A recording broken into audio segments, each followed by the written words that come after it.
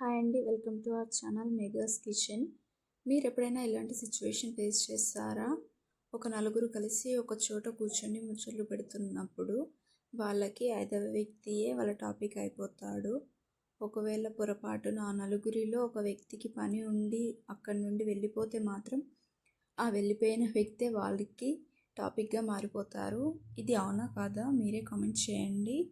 Okay, ఇప్పుడు మనం కర్రీలోకి వెళ్ళిపోతే ఇప్పుడు నేను బీరకాయ కర్రీ చేయబోతున్నాను. దానికి ముందుగా ఒక ప్యాన్ తీసుకొని అందులోకి 2 చెంచాల ఆయిల్ వేసుకొని, 1 చెంచా ఆవాలు, 1 చెంచా జీలకర్ర, 2 ఉల్లిపాయలను కచ్చపక్కగా దంచి వేసుకోవాలి. అందులోనే ఒక మీడియం సైజు ఉల్లిపాయను, అలాగే 10 చీల్చిన పచ్చిమిరపకాయలను వేసుకొని చెంచాడు పసుపు వేసుకోవాలి.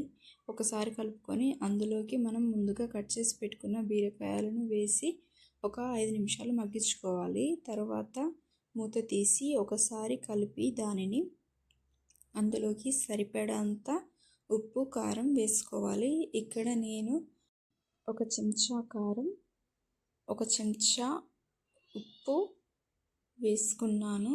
ఒకసారి కలుపుకొని అందులోకి సరిపడాన్ని నీళ్లు పోసుకోవాలి. నేను ఇక్కడ 1.5 కప్పు నీళ్లు యాడ్ చేసుకున్నాను. మా పాప మాత్రం మీకు ఇక్కడ వీడియోలో కనబడి ఉంటుంది. తను మాత్రం అసలు ఒక దగ్గర ఉండట్లేదు. నేనేం చేస్తున్నానని చాలా ఎక్సైట్ అవుతుంది, వస్తుంది వెళ్తుంది. ఇక్కడ కర్రీ విషయానికి వస్తే 1 కప్పున్నర నీరు పోసుకొని మూత పెట్టుకొని ఒక 5 నిమిషాలు కుక్ చేసుకోవాలి. 5 నిమిషాల తర్వాత కొంచెం కొత్తిమీర చల్లుకుంటే మన వేడి వేడి బీరకాయ కర్రీ రెడీ. బీరకాయ మాత్రం చాలా బాగా కుదిరిందండి.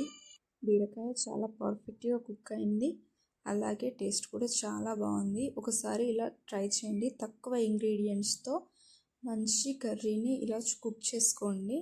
Thanks for watching. Please do subscribe to Megha's kitchen.